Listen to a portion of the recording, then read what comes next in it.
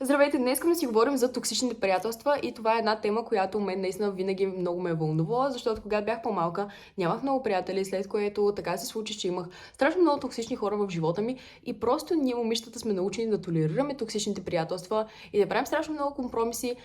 Един Господ знае защо. При мен аз съм си намерила обяснението, това е заради моята първа приятелка, че тя ми показа един много лош пример, как не се прекращава едно приятелство и аз просто си казах, аз никога не искам да приличам на нея. И някъде това нещо ми се беше закотирало в моето съзнание, че приятелство не се прекращава. Но не, момичета, приятелство се прекращава и днес искам да си говорим точно за това, кога е момента да прекратиш едно приятелство. Защото има много знаци, които хората дават и ако ти се научиш да толерираш тези знаци и да правиш компромис след компромис, хората да се качват на главата. Това е истината. Като човек, който близо 2 години беше в токсично приятелство, мисля, че знам за какво говоря. Така, първото нещо, което искам да кажа, ето тук съм се записала немалко неща, които съм наблюдавала в токсични приятелства. Първото нещо е, че хората, които те копират, не са ти приятели. И тук искам да направя една голяма пауза, защото има много голяма разлика между това да мачвате, да бъдете близначки и ха-ха-хи-хи. Но има и едно поведение, което си е директно копиране. Аз просто всеки път си мисля, че този човек, о, леле, колко много си приличаме, ние направо сме сродни души, всичко е цветя и рози. Че после става много токсично и когато забележиш някой да ти копира поведението, по-добре направи една крачка назад и се замисли дали наистина толкова много си приличате и сте си сродните души или просто те мирурват. Второто нещо, което категорично не трябва да толерираш, е това някой да не ти казва изцяло истината. Когато те питам добре ли изглеждам, искам да ми кажеш, че изглеждам добре, само тогава, когато е истина. Почваме от тук. И стигаме до ей тук, където започват да те лъжат за някои неща. Почват да те лъжат, че това ти изглежда добре, почват да те саботират.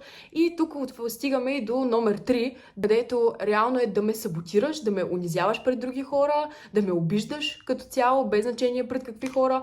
Например, да си изразя мнението за нещо и пред цяла тълпа да трябва да кажеш как това не е вярно и какво е твоето мнение, и да се опитваш да се изтъкнеш над мен, като ме принизяваш. Да коментираш, примерно, външния ми вид пред хора. В смисъл, това са неща, които от най-малкото елементарно възпитание би трябвало да се досетиш, че не можеш, не е редно пред 20 човека да дойдеш и да ми кажеш, че, примерно, нещо ми има по лицето, нещо ми има на дрехите. Нали, не е нужно да го правим на всеослушание. И просто този човек се опитва да се изтъкне пред останалите, че е нещо повече от теб. Това е нещо, което категорично не го искаме в едно приятелство. Номер 3 е това да не присъстват, когато имаш нужда от тях. Да изчезват, да те игнорират, да говорят само за техните проблеми.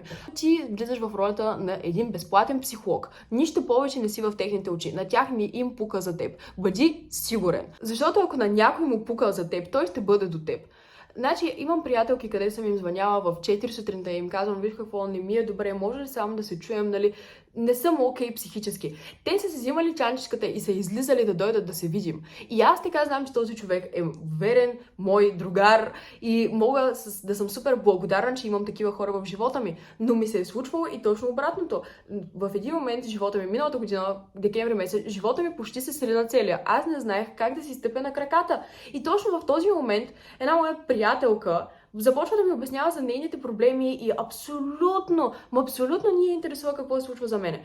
Аз споделям, виж какво, наистина не ми е добре, не съм на себе си, не знам какво да правя в живота ми.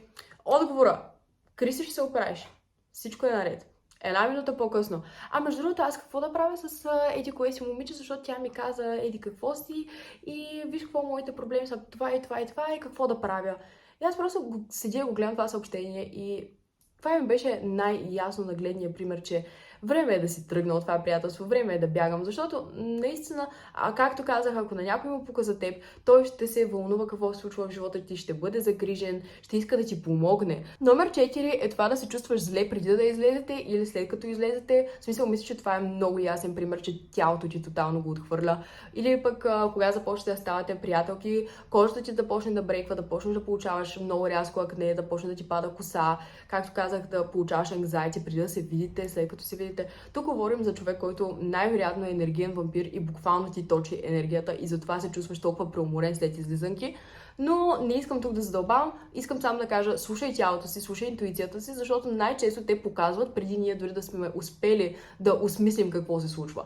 Така че Вярвай си една идея повече. Номер 5 е усеща се като състезание и тук искам да го съчетая с номер 6, което е, че не се радва за теб, защото те реално са много свързани, както и с копирането са свързани. Един човек, който цялото ви приятелство усещаш се едно, трябва да бъдеш повече, че този човек не се радва на успехите ти и не те подкрепя за нещата, които правиш, наистина не е приятелство това. Защото аз помня как на първата пиеса на една моя приятелка, аз за първ път през живота ми даже плаках от радост.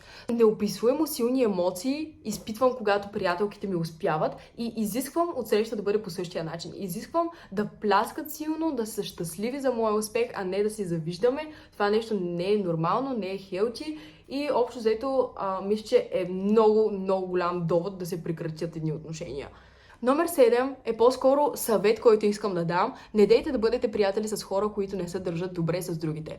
Най-малкото, защото един ден ще се обърнат ролите и ще се държат зле с теб. И тогава няма да ти бъде приятно. В принцип, не би трябвало да искате да бъдете заобиколени от хора, които се държат зле, защото не знам какво мога да си говоря с човек, който, примерно, не уважава по-възрастните или въобще не уважава хората, обижда, изневерява, тормози. В смисъл, няма да имаме допирни точки. И съвета ми към вас е: не дейте да толерирате такива хора в живота ви, в обкръжението ви.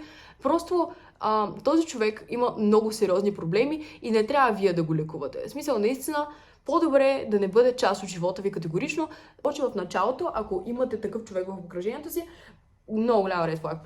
Номер 8 е: не дейте да бъдете приятели с хора, които са клюкарки. Тук много съм се опачила, така че ако искате ми повярвайте, ако искате си го минете сами. Но да, човек, който идва и ти говори за останалите, какво се случва в тяхния живот, до някакви зверски подробности, по същия начин отива и говори твоите тайни, които му споделяш на останалите.